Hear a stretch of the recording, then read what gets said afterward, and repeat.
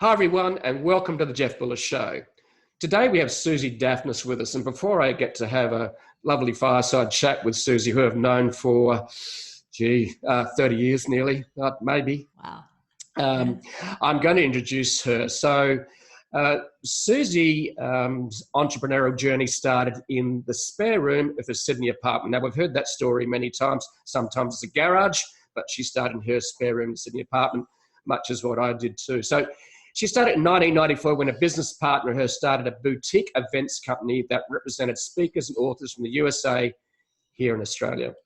Over the years, she's grown multiple multi-million-dollar business in the events, publishing and education niches with teams in Australia, New Zealand, and the USA. Not everything has worked, and there has been a degree of trial and error and a lot of bumps in the road. Suzi has surrounded herself with great mentors and like-minded peers, and that connection network has sustained her.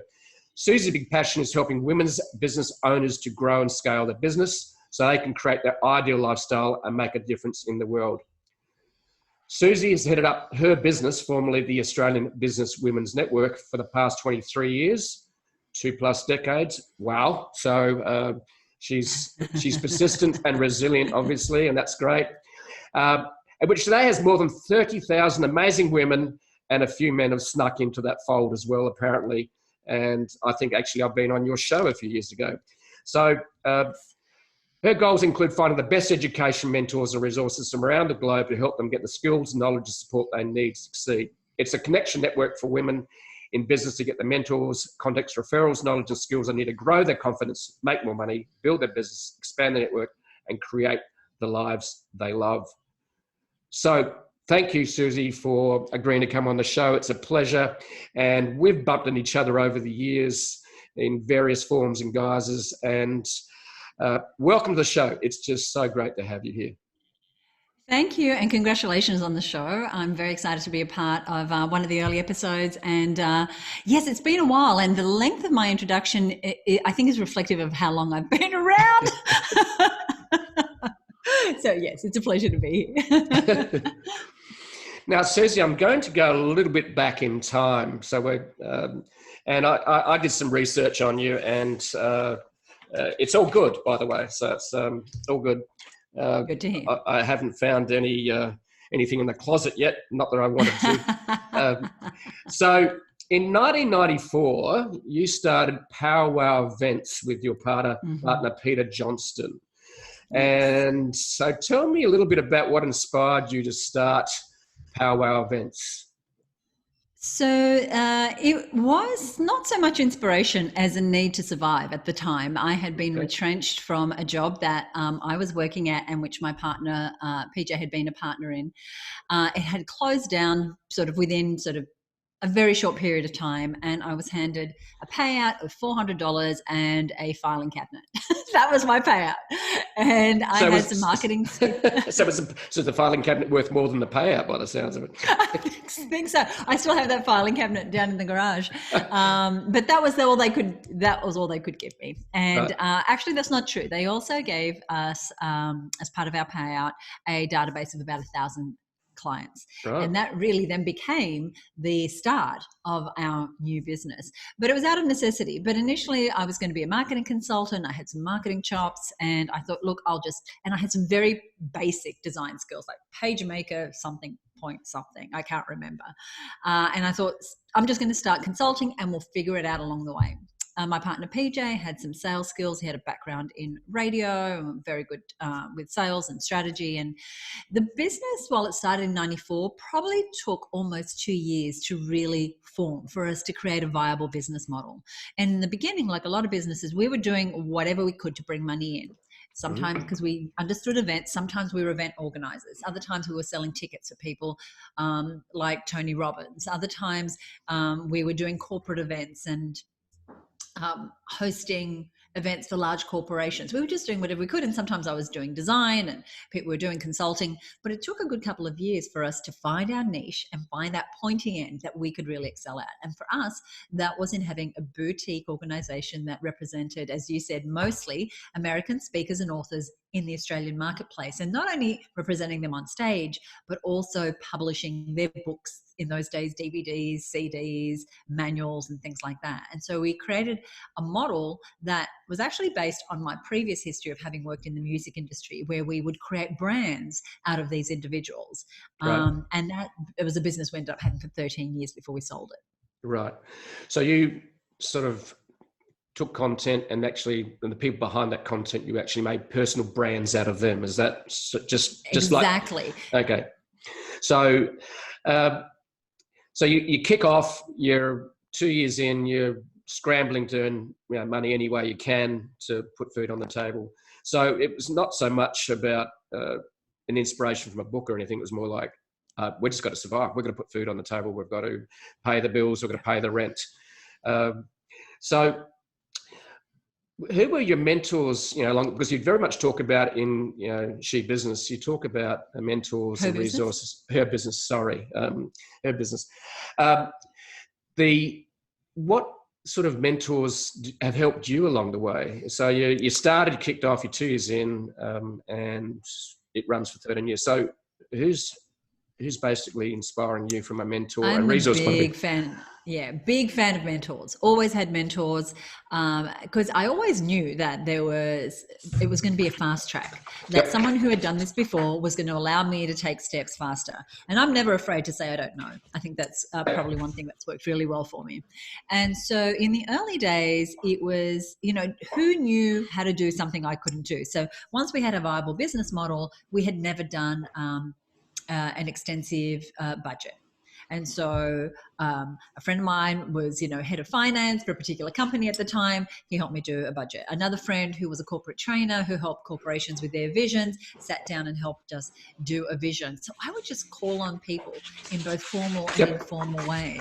But over the years, lots of rustling there. Over the years, books have been mentors. But then I have had some more formal arrangements, like one of my long-term mentors and someone who made a huge difference to my life. Once I started my business is a man named Robert Kiyosaki, who's the author of Rich Dad Poor Dad. And he and his wife, Kim, were mentors to me and PJ, both from a thinking big, growing a business perspective, but also from investing, because alongside running our business, we've always invested as well. And so he's been very instrumental. But my very first mentor was when I was working at Virgin in my 20s. I didn't have a degree of any sort. I had sort of had 3 interviews to get into Virgin because it was just a business I wanted to work in. And though I'd had a little bit of experience in promotion and marketing roles, just by chance, so I kind of gravitated towards them, I started at an entry level as a receptionist at Virgin when they were just opening up the mega suites. Okay. And again, I have never had a problem with volunteering or going back a step in order to go forward. And very quickly, within months of being at Virgin, the marketing director took me under his wing and said, I think you have a natural flair for this. I want you to come and work with me. And for 3 years, he mentored me and he said, you are going to have to go and get some study. And so I went to night college and I studied marketing, but then he would take me to every meeting, to all the ad agencies, and really pushed me to develop my marketing skills and had me become more confident. And I think the role that mentors, both women and men in my life, have always been they see more potential in me than I see. And that they would help me take those steps where perhaps on my own I might not. And that's exactly what I do today with the women in our community, is see the potential in them and then guide them towards a direction that perhaps I've walked, but making the path so much easier for them, because they're doing it with the support not only of a mentor, isn't just, the lifting you up, but it's also that gentle nudge on your back that pushes you forward. Yeah. And so I'm big fan of mentors. Yeah. I think one of the biggest benefits of a mentor is they can keep you accountable. You just mentioned that. So it's not only inspiring, so it's saying, okay, you're not doing what's needed, or you need to do this. Yes. And this podcast was put off for, I can procrastinate. I have superpowers there sometimes. I bought the equipment for the podcast, I think 3 or 4 years ago. I sat in the cupboard there, obviously not doing anything. So, but I caught up with a friend of mine just before Christmas who I mentioned I was going to do the podcast. Of course, still hadn't started. He said, and he sort of made me accountable in a very loving, nice way. So And it's really good. So your experience with working for Virgin, now that's a pretty cool place. Like you, applied 3 times, is that what you said? I had to do 3 interviews to get the receptionist role. It To was get to the nuts, receptionist including role. with the manager. Yes, including with the managing director.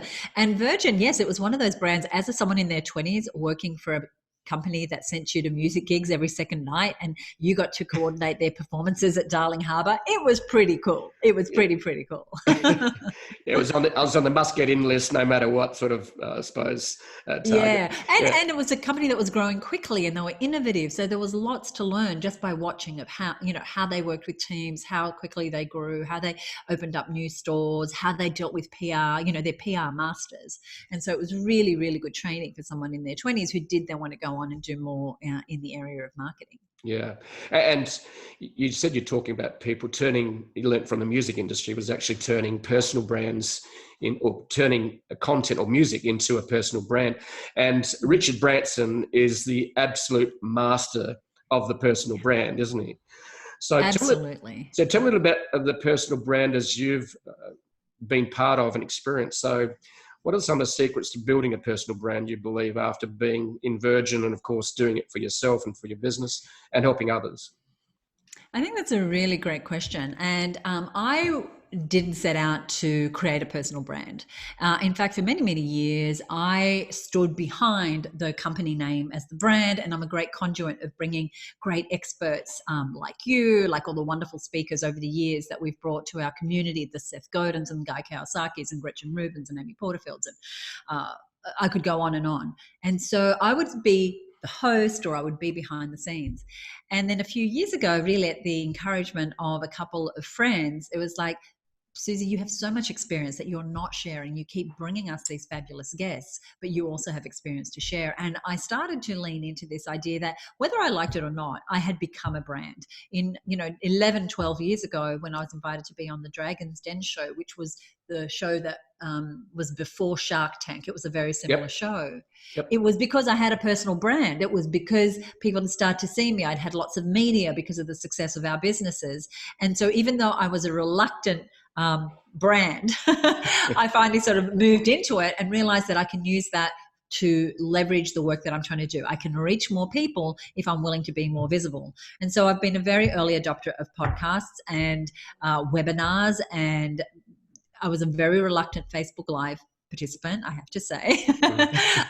But especially as small business owners, which is the audience that I speak to mainly, is that if you do the same thing as the next person, if you're a graphic designer and there's another graphic designer, if you're a stylist and there's another stylist, the person who builds the relationship with the customer is the one the customer is going to choose. And so for me, building a personal brand became about this. Can I help more people if they know who I am? And when I realized that I could, my customers' needs became the reason for me to be willing to cringe, but still get on the Facebook Live, cringe, but still get on the webinar. And so I don't say it's easy, but it's been very, very worthwhile. And for me, it's just opened up so many doors. You talked about us being a connection network earlier, and this is one of the ways that we differentiate ourselves. My ability to have doors open for me is because of the connections I've made personally with people. Yep. We've known each other 30 years, but my ability today, and I don't say this to brag, but to pick up the phone and ask a favor or ask for a referral or be introduced to someone is because I have made myself known to the people that matter to me, the people who can help my cause, and my cause is to support as many women in business as possible. Yeah. And so for me, building my brand, it's nice, and it's nice to be, it's nice, but for me, it comes with my mission. Yes. My mission is to help as many women as possible. And I can do that better when the more visible I am than hiding behind my brand. Yeah. You know what I mean? My corporate brand. Absolutely. And I think the other thing that I've noticed about you is and when I initially met you, is you're willing to give away a lot. So in other words, you can't ask something of someone unless you've given before. And we all watch it on LinkedIn. Look, help me. Do this for me. And I'm going, I don't know you. Have you connected with me? But you, and for me too, I've discovered over the years is that you give before you ask. And you've been giving so much value to your community for literally decades now. And I think that's something that a lot of people can learn from and this is the thing about social media and content marketing that I've discovered over the years, is that people go, well, you're giving all this information away for free, Jeff, you're an idiot. And I'm going, maybe I am, but I'm willing to take on that experiment, which is inspired by David Neiman Scott's book, The New Rules of Marketing PR, which is about attracting an audience. And you do that by giving information away and trying to help people and make a difference in their lives, which comes from the mission. Well, and look at the difference you've made to so many people through the work that you've done for free, you know, but, there is always a payoff for us. It just may not be monetary, but it's relationships and impact and so many other reasons for why we do what we do. Yeah. Well, one of the, for me, one of the biggest joys in life is to actually have conversations. Whether they're virtual or whether you're around a dinner table at a party. For me, it's visceral. I can almost feel the passion and joy just rising as we share laughter, we, have a few wines, we, share jokes, we share stories, and whether you're on a journey together on the other side of the world or whether it's just in your local hood. And for me, I feel so privileged to actually be able to have conversations with people like yourself, Suzi, because I'm actually trying to find out their secret sauce that I can share with other people to help them make their own dent in the universe. And that's what's really inspiring. And yes, I've gone to conferences around the world and I've had people come up to me saying, Jeff, I've been reading your blog for the last 5-6 years and you inspired me to start a marketing agency, and now we have 30 or 40 people. I'm going, wow. So when you get that sort of feedback, you're going, okay, I've made a difference. And then as you build a team around you, that you can make a bigger difference. And I think that's the fun part, is like, how can we scale this? So that opens up a new question that I'm going to ask you now is, so you've started Powwow, okay, you're a few years in now, obviously it's working very well. You have connected with Robert Kiyosaki, who was one of my idols back in the 90s. And I think he sold 40 or 50 million books now. I don't know what it's up to, but it's going to be up there somewhere. Yeah. So how did you scale Powwow? It's just you and Peter now. And scaling a business, a lot of people stay with being a one-man band. So how'd you scale it? This is my favorite topic. So, because again, working with so many business owners, I know that some people are solopreneurs out of choice. Others are solopreneurs because they do not know how to scale. Yep. And so at HerBusiness, and I didn't have this language then, but for now, it's like, in order to be, we see big business, we see Richard Branson, and we think, I want to grow a business. And yet we don't know how to get off being a solopreneur quite often. And so we need to transition to having a team. And for me, that was the biggest transformation for me. So when it was just me and PJ, and when we would have a friend come in and answer the phones for a little bit, or someone's daughter come and stuff envelopes, because we used to do a lot of direct mail in those days, it kind of felt like a team. But something I did learn from Robert Kiyosaki is that business is a team sport. And so it started me thinking about, I don't want to be a solopreneur. I do want to have a team, and I do want to be a business owner. And a business owner, the difference, and this is Kiyosaki's language, is that in solopreneur, you are the business. As a business owner, you have a team and you have systems, so you have some leverage. And so for me, we started to grow the team. And I remember, Jeff, the 4th time I hired and lost a receptionist, I noticed that the only thing in common was me. And so what it came down to was I didn't have the systems. The women, they were all women in that instance, didn't know what was expected. They didn't know what success looked like. We didn't have our processes down, and I kind of expected them to be a mind reader. And that was a good early lesson for me. So we started to do things like systemize and create procedures, and create a culture of team and learning. And I had to become a leader. Now, I was 26 and a half, almost 27 when I started my business. And I ended up hiring people who were far more advanced, far more experienced than me, and also people younger than me. But I felt so out of my depth growing a team, right, because I had to kind of do my own work, but also lead. And this going in and out of doing my own work and having my finger in too many pies was exhausting. And that's what I see every single day. Women just get totally burnt out. Yeah. And so I started in 94. By 98, we had $1 million business, and it was growing and growing. And then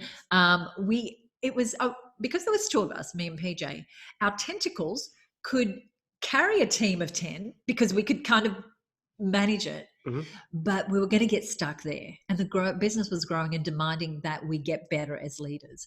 And so one of the things that happened was in the year 2000, Robert Kiyosaki had been, so we were probably a team of 15 by this stage, had been saying to me, will you come to the US and open up an office? And I would say, no.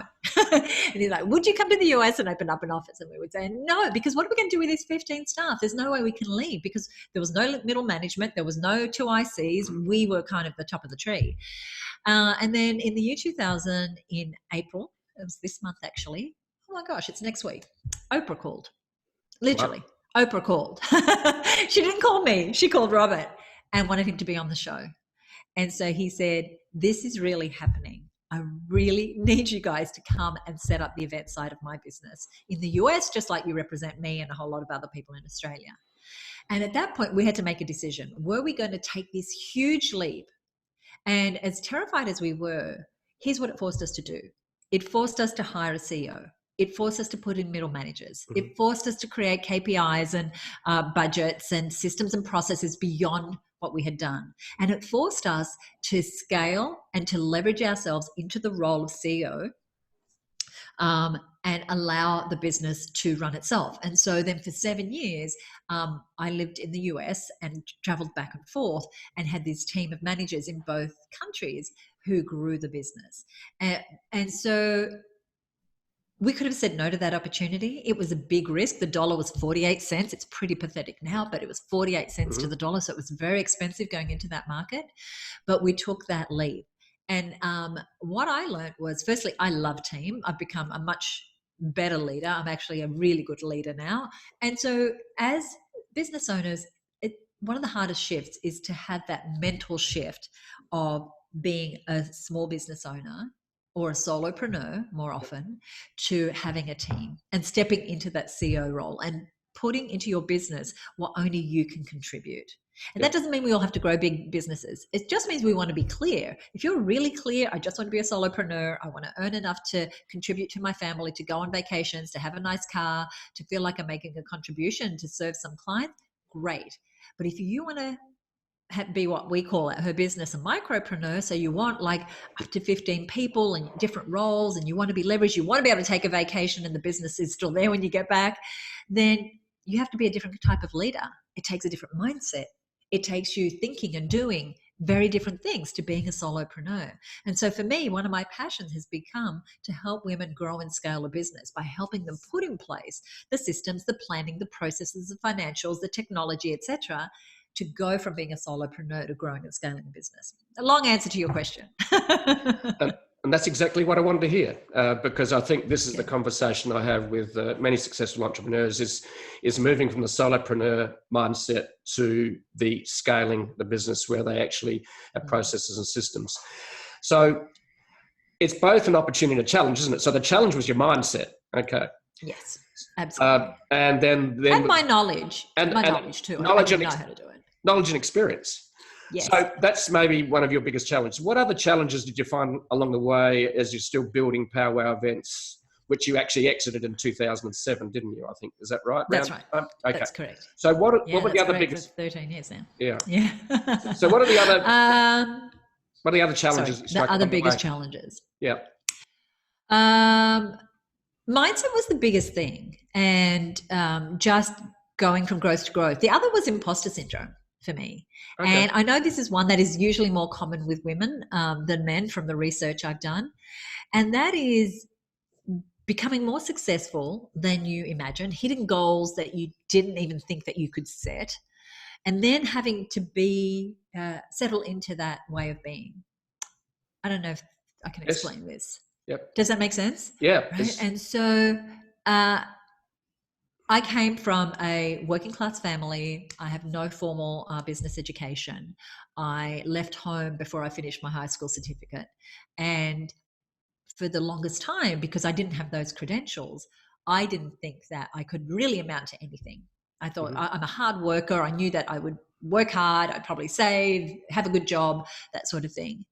But to create multiple multi-million dollar businesses and to be able to impact hundreds of thousands of people across the globe, and to be able to build my own financial wealth and security before I was 40, they are things that, again, I'm not saying to brag. I'm just saying it's because I surrounded myself with the right people.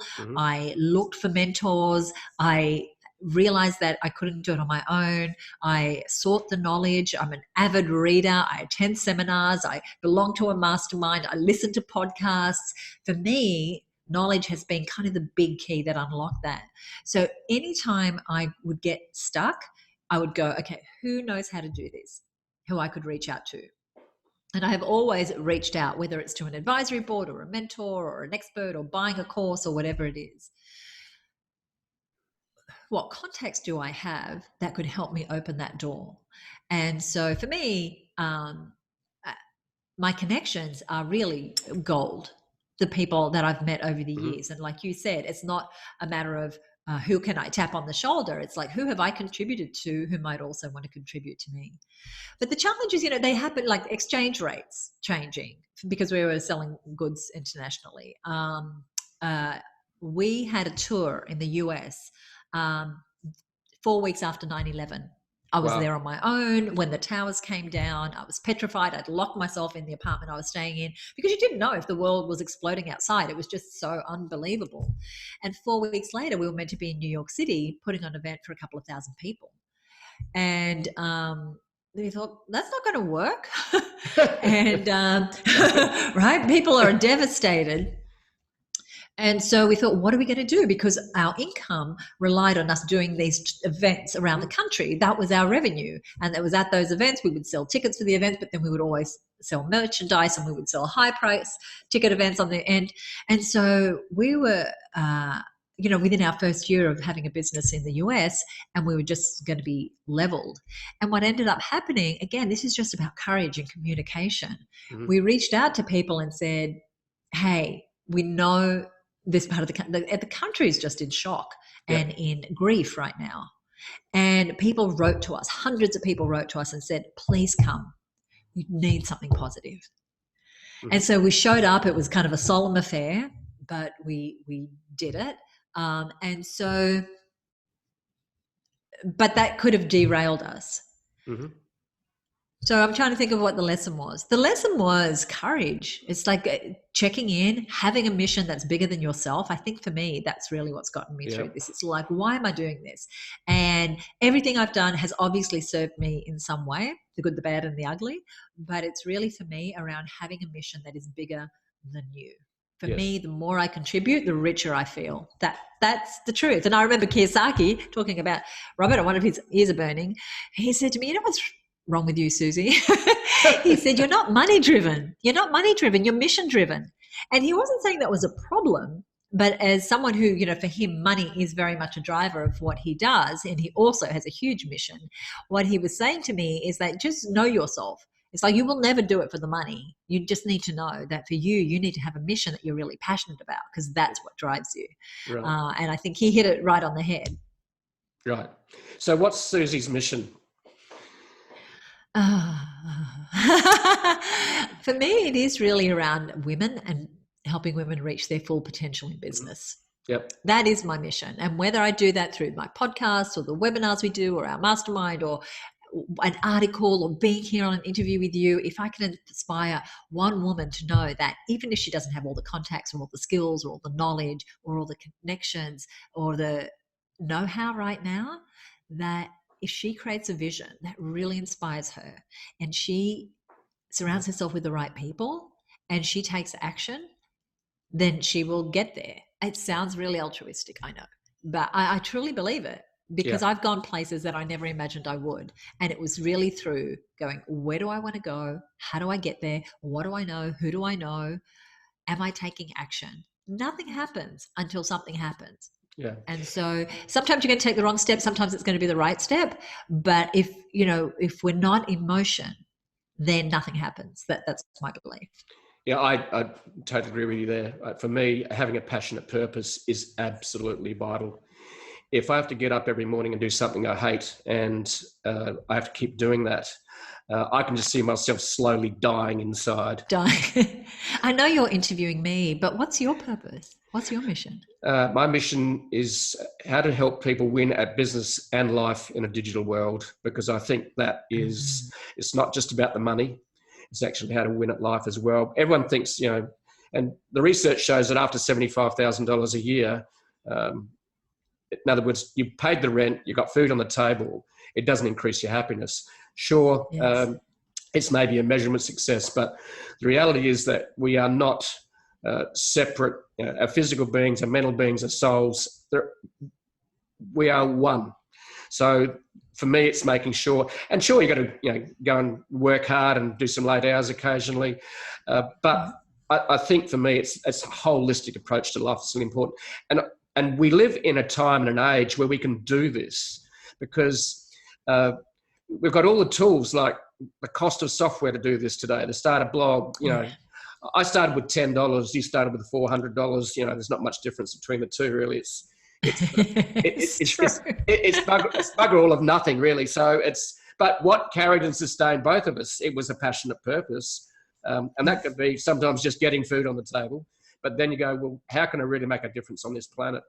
So you've run powwow events, and you've got to meet Robert Kiyosaki and work for him and do events in the US. This is, you must feel quite privileged and grateful to have earned this right to actually do this. Now, okay. Hang on. I really see it as a partnership. I think that because he understands that business is a team sport, he always surrounded himself with people who brought different strengths. Yes. And so for me, the strength that he brought was just big thinking and so courageous, right? And just go for it. Yep. For him, the strength we brought was systems, procedures, expertise, level-headedness, predictability, dependability. And so I'm very big on collaboration. I've always done collaborations. And I think that we showed up. That's how opportunities come to you. We showed up in 1997 when Robert was releasing his board game in Singapore, and we had like 5 cents to scrap together. He said, hey, I created this board game. I'm going to be in Singapore. If you and PJ want to come along and check it out. I hadn't seen him in a couple of years. And so we scraped our money together. We went to Singapore. And after the day he was teaching using his board game, we were sitting in the bar, drinking beers and eating peanuts. And he said, I want to thank you guys so much for showing up. He said, I think this could really work in Australia. Are you interested in doing a seminar like we did today in Australia? We went, yep. So do I feel blessed for that opportunity? Yes. Did we show up in the right place? Did we show our faith? Did we show the fact that we were willing to risk as well? And so I really believe doors open to those that show courage. And inside of our community, we call it this. We call it showing up, speaking up, and lifting up. Okay. Showing up is turn up to the places where you want to be known, liked, and trusted, whatever that is, whether it's a network, an event, saying yes to an invitation. Speaking up is asking questions. It's putting yourself forward. It's letting yourself be known. And lifting up is supporting others. It's what you and I do. It's what we were talking about earlier. And those 3 things create connection. It allows you to become known, liked, and trusted. And so I think whether it's my collaboration with Robert and Kim, and I'm forever grateful for the opportunity that opened up for us, to anyone that I've collaborated with over the years, which I am big on collaboration, it's you create those opportunities by showing up. You do not create them by being isolated and not reaching out to people. And I think that if there's anything that I'm imparting on our HerBusiness community is that even if you're shy, even if you're introverted, which I am, and I think, Jeff, you're probably an introvert too, actually, would be my guess, that we still can build a profile. We still can build businesses. We could still impact thousands of people because we have figured out how to be perhaps shy, be perhaps introverted, but still create connections. And I think that it's through my connections that opportunities always show up. So I am forever grateful to all the mentors that I've had over the years and the opportunities that opened up. But I believe that everything I created was because I showed up, I took action, I took advice, I sought advice, and all those things. Yeah, I do love your description of something that's really important. That's courage, which is stepping into the light despite feeling, like as if you're introverted, is going, oh, I don't even listen to my voice on a podcast. I came across, one of the, I was talking to Mel, she said, look, I don't even like listening to my voice. And I went, okay. And I went, okay. And I sort of get that. And the other thing, now I had a early experience with David Kiyosaki. I never got to meet him, but one of my friends and mentors that got me into a business that actually in the end didn't work out. But what happened was he went and did a course with Robert Kiyosaki. And from what I could work out, it was one of his early days. This is before Rich Dad. And he ran these courses, and you might be able to fill in the blanks on this, but these courses were about courage. He actually got people to go out into the city and survive. Yes. I did that one, yes. You did that one. And I yes. So tell me a little bit about that. What do you want to know? I want to know a little bit more about that, because a friend of mine, Ian Clulow, did this course, and I can't remember what year it was. It must have been early 1990s, maybe. I don't know. Yes. So tell me about this. Before Rich Dad, Poor Dad. Okay, I feel like so these are personal development seminars. So the early 90s, the human potential movement was huge in the US, and here in Australia, there was a series of courses run by an organization called the Accelerated Learning Institute, of which Robert was one of the partners. And they used what that was then called accelerated learning to teach business and money, and there was a series of courses, and the entry-level program was a program called Money and You, which is still around today. Robert hasn't been involved for 25 years. I don't even know what it's like now, but I did it in August 1991, and the course was called Money and You, but it was really about you. It taught business, it taught team, it had lots of interactivity, and it was very high gradient. By that I mean that there were lots of games and interactions, things that I hated doing. Right? They used lots of colored pens and flip charts. And anyway, they use music. Like these things seem normal now in events, but in those days it was weird. Like, why were they playing loud music? And they were playing games, and there was interaction. And so the entry-level course was Money and You. And I remember it was a 3.5-day program. And this is actually part of my story. I had saved up, a friend had recommended, someone I met through Virgin, just to go full circle. And it was $750. And a girlfriend I had talked into going, and I was sitting in the car park with our $750 cash, ready to walk in and hand the money across. And we looked at each other and went, we could go to Melbourne. We could so go to Melbourne, because we were we could so go to Melbourne and have a great time. And we're going to give these people our $750. And anyhow, I had promised this friend, who was a mentor as well, that I would go. So we went, we handed our money in, and 3.5 days later, we'd had this experience of the Money and You program. The next morning, I was sitting at my kitchen table on my own thinking, what just happened? It was like my paradigm had totally changed. Wow. I had never learned things like this before. I was totally changed at a cellular level. It was one of those things where you tell people about and they think you've joined a cult. It was that kind of experience where you just change.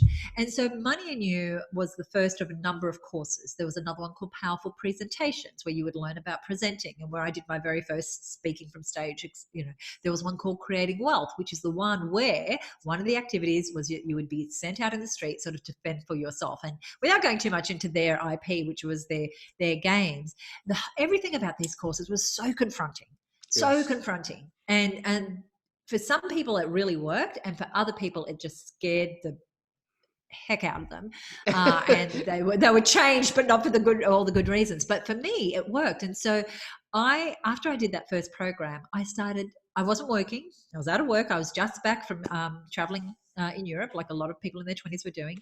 And I went to the company and I said, hey, I'm not working at the moment. I would be happy to come and volunteer every Monday until I get a job, if you want anything that I can do to help. And they went, sure, come in. And they had me doing some receptionist things and stuffing envelopes and whatever. I just passed my time, but I loved the course so much. I got so much from it that I started to volunteer. And within a couple of weeks, they're like, would you like to work here And I was like, yes. And so it was through that process that I started to learn about events, and I met Robert and Kim. And so when that business closed, that's the business that I got retrenched from. Mm-hmm.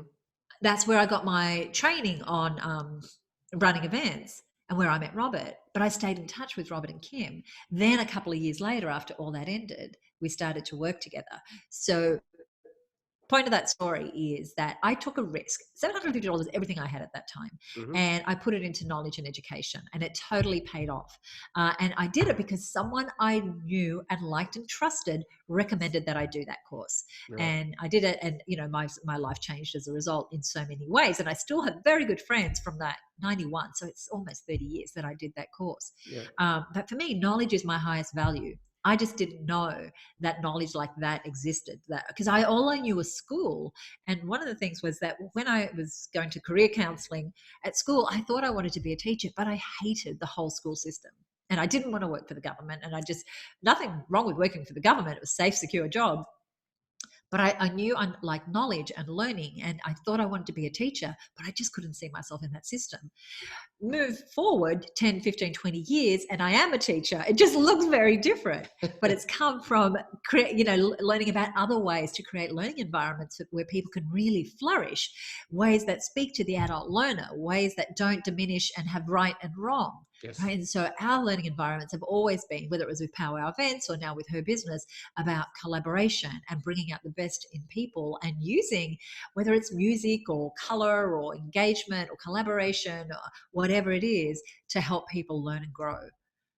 We're exploring some things I haven't talked about for a long time here today. Well, just to let you know, Suzi, that's my job, to actually try and find the real story behind the story. So, but you're right.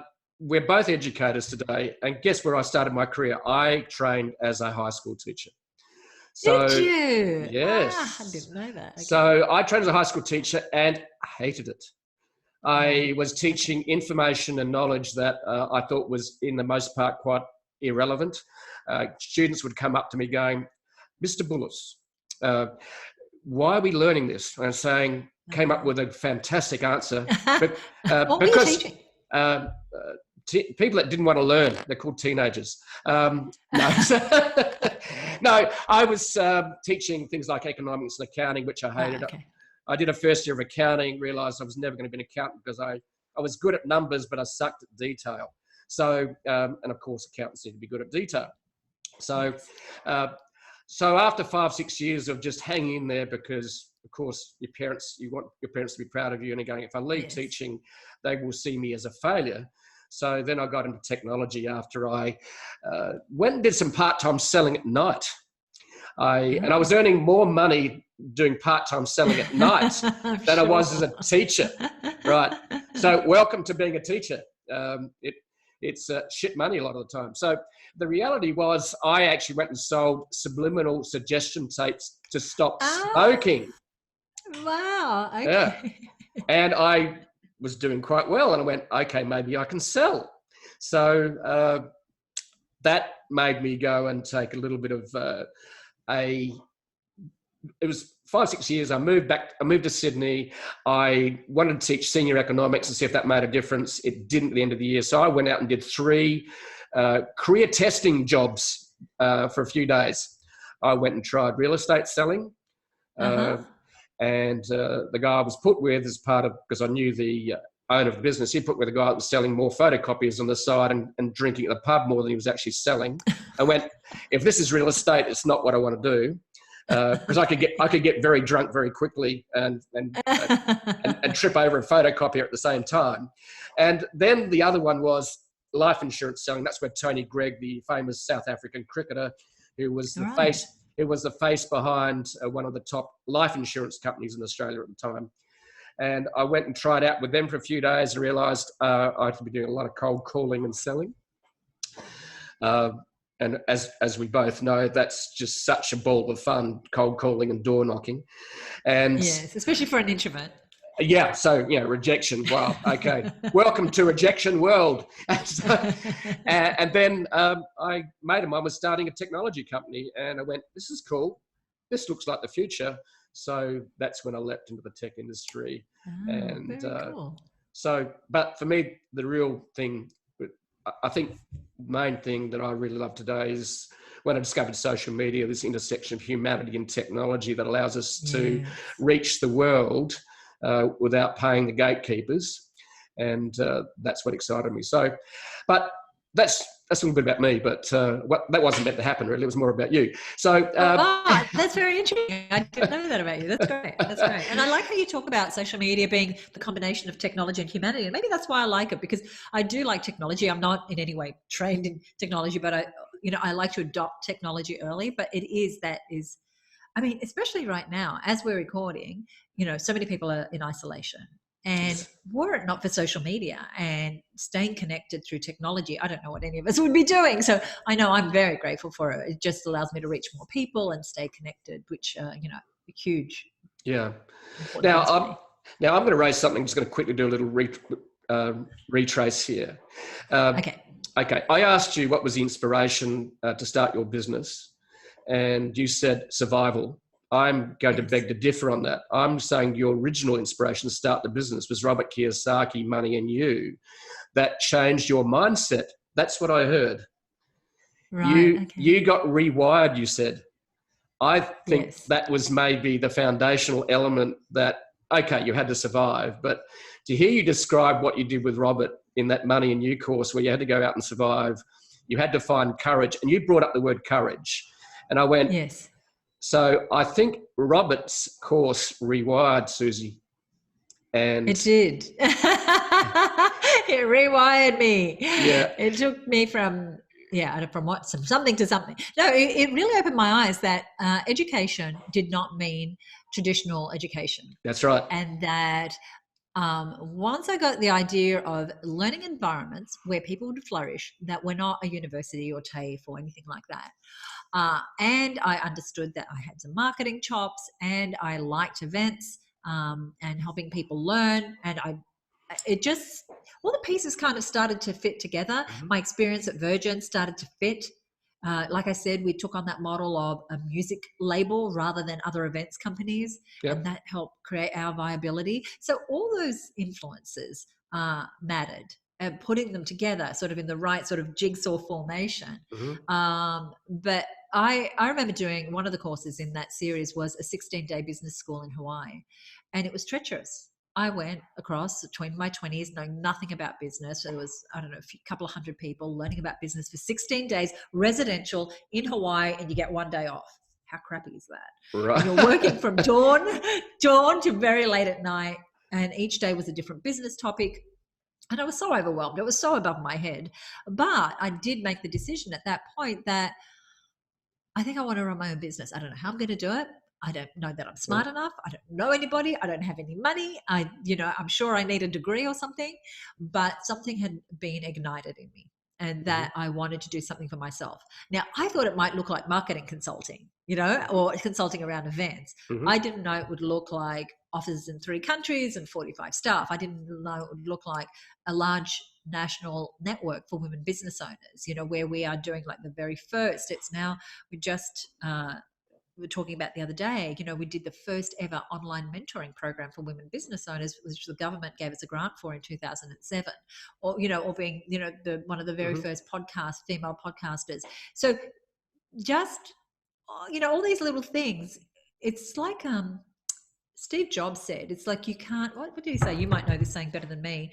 It's that you can't join the dots forward. You can only join them going backward. Like you can see how things all fit together. Yes. And so, who I am today with the years of experience, I partly predicted, because obviously we create our reality, but also it's like you don't always know. Like I don't know what might come out of this interview, this opportunity. There's something that I said yes to that might make an impact on me tomorrow. And so I think opening ourselves up to opportunities, saying yes to invitations, can lead to so many places, but you don't always know where it's going to go. So I'm just so grateful for the opportunity to be here. Yeah, we don't know. And I truly believe that what you're meant to be doing on this planet, I think everyone's mission in life is to discover their mission in life. Yes, great. right?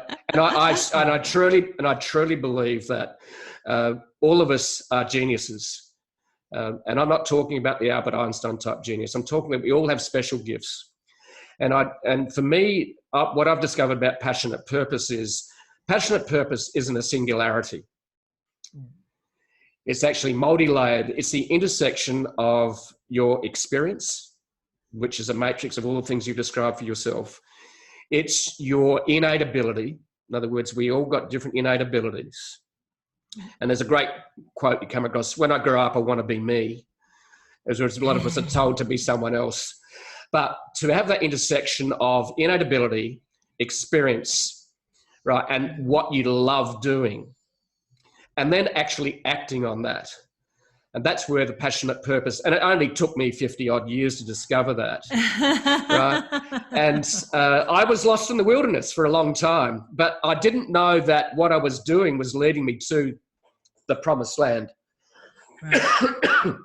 So it's when I discovered social media and a couple of books, Tim Ferriss's 4-Hour Work Week, The New Rules of Marketing PR by David Meerman Scott. Great books. And this is something you mentioned, that you don't know where everything's going to lead to. And I came across a quote, I don't know where it's from, but it was more like, when you're in the middle of chaos, when things are just look like they're turning to shit around you, that everything looks like it's just horrible. It's just this chaotic time in your life. And it's made up of many things. It might be a marriage breakup, might be a business folding, it might be, a health issue. But when you look back at years later, you realise that it's like a movie script. It was written for you. Mm. And when you look back, you see the patterns. But when you're in the middle of it, it just looks like a chaotic mess. And I think we've all got to remind ourselves that this human condition called life is going to bring to us many experiences, and it's not going to be a bed of roses. It's not, heaven's not going to be here every day. In fact, sometimes we're good as humans of turning heaven into hell and hell into heaven. And the reality is that we are on this planet as human beings trying to discover what our mission is and our passionate purpose. And I've so enjoyed watching what you've done over the years, from Powwow to what you've started recently. So I think that's a perfect segue to, let's move to Powwow. So you left Powwow. So what happened there? And that was in 2007. So you made a successful business. So I sold that business in 2007. So we were talking a long time ago. This is a long part of my history, but an important part of my history. Sold the business. I had been living in the US, came back, and I had, on the side, if you like, I'd been running an organisation called the Australian Business Women's Network, which was an association-style organisation that ran monthly events in mostly Sydney and Melbourne, canapes, guest speaker, that type of thing. And I had the choice to not do anything or do whatever I wanted. And my partner PJ really wanted to focus on our real estate investing. That's where his passion was. I decided all I wanted to do was continue to work with women business owners. But it was right at that time where technology had really, really changed. So this is 2007. And so what I decided to do was take this association style organization and make it an online community for women business owners, so that whether you lived in, outback Australia, whether you were in regional, rural, urban areas, you could still get access to experts, mentors, good information. And so we started to adopt technology, and we did our very first webinar in 2006, actually. So even before we sold that business, which people didn't know what a webinar was. People would ring and go, I don't know where to go, and in 2007, we developed the first ever online mentoring program, which would connect mentors and mentorees from all over Australia. Now, this is a long time ago, and this is what I mean. It's like we've always been very good at adopting new technology very, very quickly for the purpose of education. But sometimes you can be too early to market. Yes, the market isn't ready. Like right now, everyone is zooming their butts off, right? Because they know what Zoom is, but, we've been doing online trainings forever and a day, but you can be a little early to market. You probably know that with your own experience. And so for me, I turned my what was already my passion for education, and I just started to focus it in on women in business. And so we started to develop online courses and our online mentoring program, and we had an award-winning blog for a number of years where we had 20 contributors, all of whom were business women contributing to the blog. And I've had a podcast for, I don't know, 7 years now, etc. And so for me, it was about creating this community for women business owners, and there's paid levels and free levels. As you mentioned, there's a lot we do for free. But it was just about making alternative education available to women business owners for the specific purpose of allowing them to take what might be a passion or a side hustle, a word that wasn't around 10 years ago or 15 years ago, and really taking that and making it a scalable business. Because I had seen too many women start a business and then the business fail. Because they were just trying to do it on their own. And as business owners, it really is all up to us, but we don't have to do it on our own. And that was the difference. And so for me was, how do I get women to work together? How do I get them to collaborate? How do I get them to introduce themselves to each other? And so for me, the last 13 years since I sold Powwow were I've committed to this organization, which used to be called the Australian Business Women's Network, which we changed the name of a few years ago to HerBusiness. And this is kind of my main gig. And we have a real estate business as well, where we invest in real estate, and sort of they're my two main things. I spend a lot of time traveling when I'm allowed to travel, when the planes are flying. But that's me. Okay. So this is really interesting, actually, especially at this point in time. So you've gone from running a real physical event style business. In person, yes. To in online. person. And my ex-partner, she ran events. I know how complicated this is. I've seen 30-page spreadsheets, and right. And so I do know how tough the gig is of running events. The financial side, the investment in the high risk. Really high risk. It is huge risk, and by watching that close and personal, I realised I didn't want to do that. So now you've actually moved into much more virtual digital business. 13 years ago, we moved into digital business. So I decided that we would stop doing these monthly events. And we thought the only way we're going to crack this online thing is we stop doing in person. Yes. And so from 2007 till 5 years ago, 2015, we did no in-person events. Wow. We just did online. And that's how we cracked that code. Then we started to reintroduce in person because I wanted to, and so some of our more advanced programs have a combination of both online and offline components. But we've done hundreds and hundreds, literally, of webinars, which are part of our library for our members, and hundreds of podcasts. And so we've been online for a long time. And so when you see people now scrambling to get online, that's where sort of we can help them. But I feel for them because they have to turn things around very, very quickly. But we've also had a dispersed workforce for over 10 years. And so we have people in the Philippines and in the US, and we have a team in Australia. But we've always adopted, whether it's Google or whether it's Slack or whether it's Zoom or whether it's using, online portals to communicate and collaborate with our team members and with our customers. It's something we've done for a very long time. And so this transition to a period of time right now, as we're recording, where the world is on kind of a shutdown and people are having to take their offline businesses online, one of the things I've been able to help is, helping the woman who does in-person color styling workshops to do that online, or the person who has the physio who says, to how to now consult online, or the woman who is a physical trainer to, how do you see those clients now online and develop online programs that still allow people to get the results. And even when we go back to more in-person stuff, they're still going to remember you as the person that was there for them during this time where they couldn't do things face-to-face. So there's great benefits to live events, and we will always now incorporate them as part of what we do. But our primary strength is in what we do online. And the great thing about online is you actually can scale it. You've got access to the world. And that's what excited me. In 2008, I went, wow, I can reach the world. And I went, okay, I'm not even going to act like I'm Australian. Actually, I decided that I'd act like an American because I was writing, but I actually used American English because when I'm actually That's a good point. Yeah, because I wanted the Americans to think that I was American because I wanted to get into the USA in stealth mode, which I did. And I'd turn up at physical events in America and going, I thought you're American. And went, well, I'm a global citizen, really. So, but that's the reality. So the just for all the American listeners, sorry, I actually misled you for a few years, but that's okay. So now you mentioned books are actually a great resource for you. What are a few, 2 or 3 books that you have changed your life or inspired you? I definitely the Rich Dad's Cash Flow Quadrant, which is actually the second book in the Rich Dad series, was a huge eye opener for me. That is getting the distinction between solopreneur. Well, that's not Robert's language, but between being a self-employed, he calls it, and a business owner, and just the difference in those. Yes.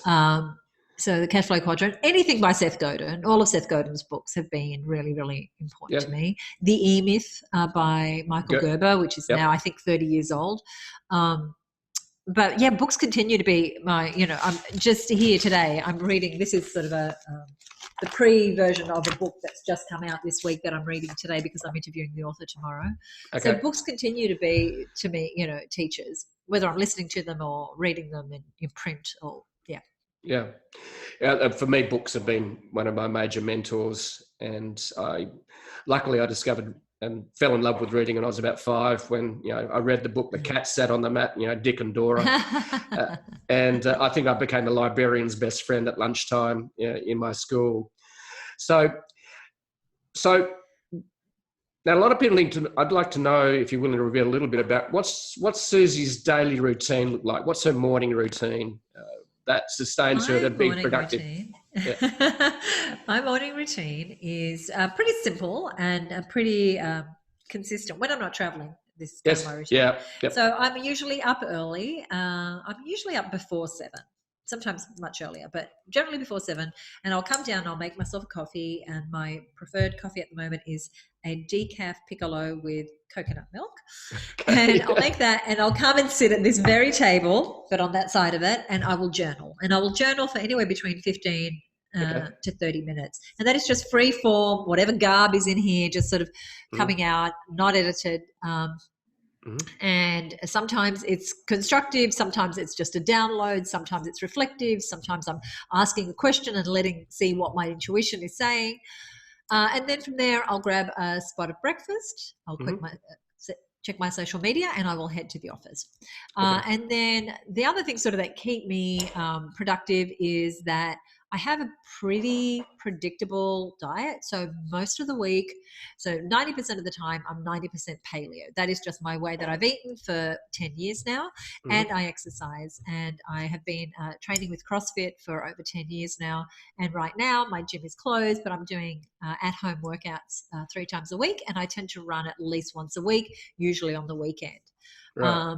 So they're kind of my self-maintenance. And then there's, girly things like hair and nails and massage. Not that massage is girly, but there's certain things that are part of my staying well at all levels. I also like to study, so I'm always either reading a book or listening. Sorry, I've got something's bitten me on the forearm here.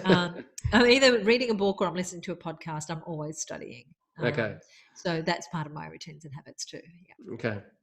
Well, I'm intrigued by this because I went and spent nearly 3 months on the road last year, traveling through Europe as a digital nomad to see how that went. And I realized that I miss the routine.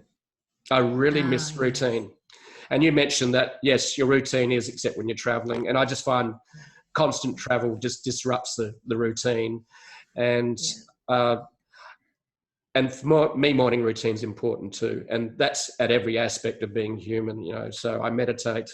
I exercise, kettlebell swings. I'm a road cyclist warrior. Yes, I'm that mammal guy, middle-aged man in Lycra.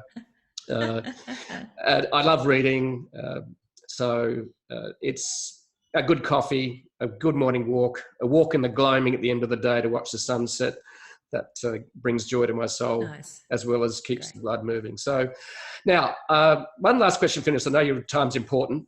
And this is a question I came up with yesterday, not just for you, but I'm going to ask I'm going to keep asking this in various forms. Yes.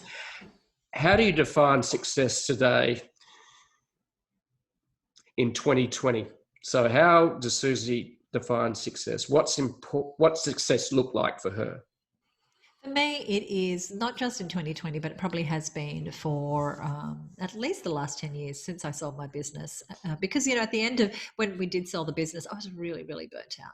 And I was doing what I loved, but I didn't have a whole lot of balance. And so for me, it's doing what I want, when I want, with whom I want. That is happiness for me. Right. And I am in a very fortunate position that I can do that. Now, do I still work myself to the bone most days? Yes. It's just my nature. Am I doing what I love every day? Yes. Am I doing it with people I love? Yes. Am I working with my ideal clients? Yes. So for me, Mm-hmm. that is all success. And for me, as I said, it was very important for both PJ and I when we were on full tilt with our previous business, that we were very smart about our money and that we did invest our money so Mm-hmm. that if we didn't want to work, we didn't have to. And so we were in that position.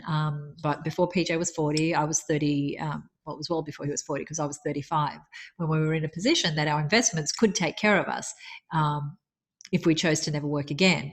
And yet we both work and we really love to work and we'll probably always work, but we don't have the added stress of feeling that we have to work in order to pay the bills. Mm-hmm. And so for me, one of my big lessons that I like to teach business owners is that some of that income, you've got to put it somewhere whether it's going to be there for you tomorrow. Mm-hmm. Because for me, having taken that pressure off, and there's still, we have investments, so there's always money pressure. There's interest rates, there's tenants, who cannot pay or go out of business or whatever. I'm not saying it's all perfect, but for me, success is feeling solid and not at risk in my business. But it's mostly about doing what I love with whom I love, and I do what I love every single day. That's great. I think being true to your passionate purpose is really important if you want to have a life full of joy and I suppose contentment as well. Now, just before we finish, I want to ask you, what are 3 things that you could share with my listeners that you've learned from being an entrepreneur? What are 3 most important things that people can take away from having this fireside chat with you, Suzi? I think we've kind of touched on this one a little bit in this interview already, but that is really finding what lights you up, finding that vision for what it is that you want to contribute through the work that you do as a business owner. It could be that what lights you up is providing for your family. It could be social impact. It could be monetary. It doesn't matter if it's fame or fortune or whatever it is, but being very clear on what the vision is for you, because that's what's going to keep you going when things go like this, which they tend to do in business. So creating a vision. And for me, it's been about creating a vision that is bigger than just my own interests. Yep. The other thing that I would have you take away is just really taking on board that business is a team sport. Now, that doesn't mean you have to have a whole lot of staff, but I count graphic designers, bookkeepers, web people, mentors. They're all part of your team, because as a business owner, you're going to be responsible for that business and you're going to care about it probably more than anyone else ever will, but you don't have to do it on your own. They're probably my top 2 things. I'm trying to think of a third one. You mentioned about scale. Yes. So for me, to be in business in the long term, I really think that you need to know what sort of business you want to have and be really clear. Do you want to be a solopreneur and you're not going to be pushed into doing anything else by anyone else and their ideal of a business? So it's really about having your ideal business. Or do you want a small team? In which case, start figuring that out. What are the roles? What are the responsibilities? What is your key role in the business? Or if you want that really big, scalable, multi-million-dollar, many people business with processes and systems that allow you to not be involved in the day-to-day, then get clear on that. Each one of them is going to be its own learning path, but you want to be clear. And one of the things that I find is that sometimes we are told by society or by what someone else thinks an ideal business looks like. Now, you need to decide what that ideal business is for you. And it just has to work for you. It doesn't have to work for me. It doesn't have to work for Jeff. It doesn't have to work for your brother-in-law or your sister-in-law. It just needs to work for you. So figure out what is your ideal business and go ahead and make that happen. Great. Thank you very much for sharing that. So Before we wind up, Suzi, it's been an absolute pleasure to chat to you, and maybe find some things about you that I never knew and you haven't shared for a while, I think. That's really, I've just loved being able to have this chat with you and fireside chat that really discovers a real human aspect of Suzi that I really haven't got to know actually until today, and on a lot of layers. Okay. Oh, sorry, you just froze on me for a sec, but I think I got it. Okay. Okay. So how do they find her business and Suzi Dafnis? If people want to find you and want to find her business, how can they find you? HerBusiness.com is our website. You can always register there for any of our upcoming events. We do a lot of things free. Suzi Dafnis is Suzidafnis. If you just search that, you will find a few things about me. It's the name I go under on Facebook, on LinkedIn, on Instagram, and all those things. But herbusiness.com is probably the best place if you're looking for the most collaborative, most supportive community for women business owners. That's where you'll find us. Great. Thanks, Suzi. It's been an absolute pleasure. Thank you. And look forward to catching up in real life soon when we can escape this lockdown. Where we can. Thank you, Jeff. Thanks so much. Thank you. Okay, thanks, Suzi. That was just... thank you. Sorry.